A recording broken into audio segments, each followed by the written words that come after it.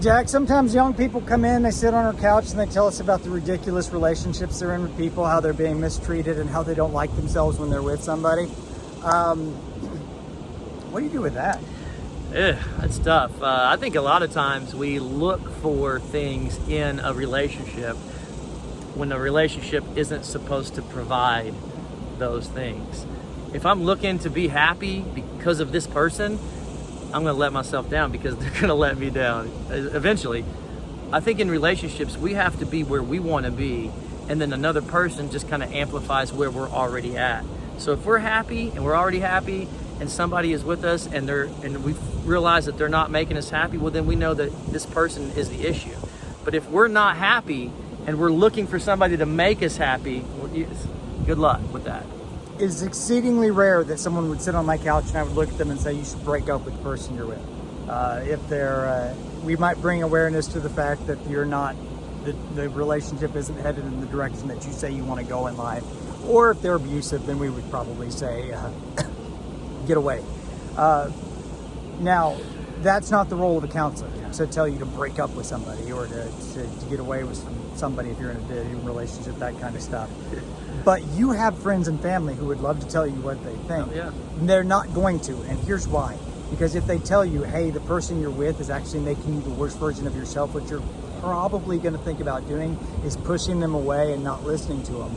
Think about who they've been the entirety of the relationship, listen to them, and ask yourself, do they love me? Do they have the best intentions for me? Based on the entirety of the relationship, not the most recent interaction. If that's the case, you might ought to at least listen to them because they might be trying to tell you something that you need to hear.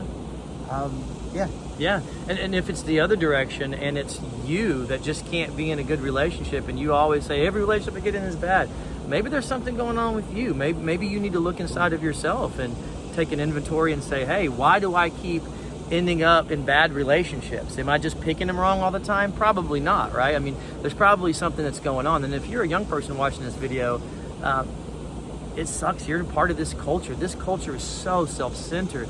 And if we're always looking to please ourselves, we're going to end up not pleasing ourselves or anybody else.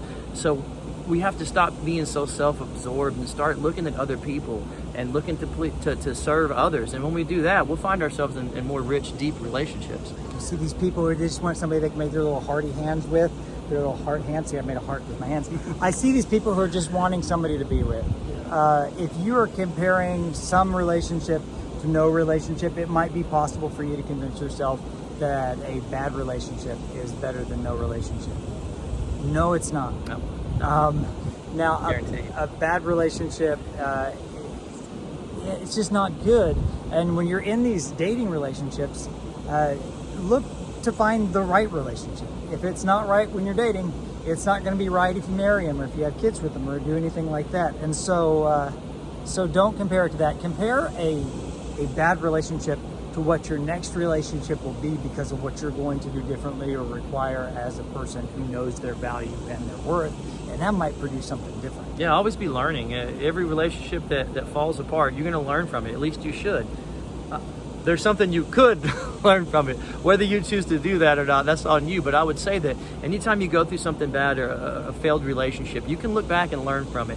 And you can say, okay, next time I'm going to make sure either I do this better or next time I'm going to make sure that I'm with somebody who doesn't do this or that does this better. But you should always be learning and learn to improve as you move forward in the relationship and the dating game.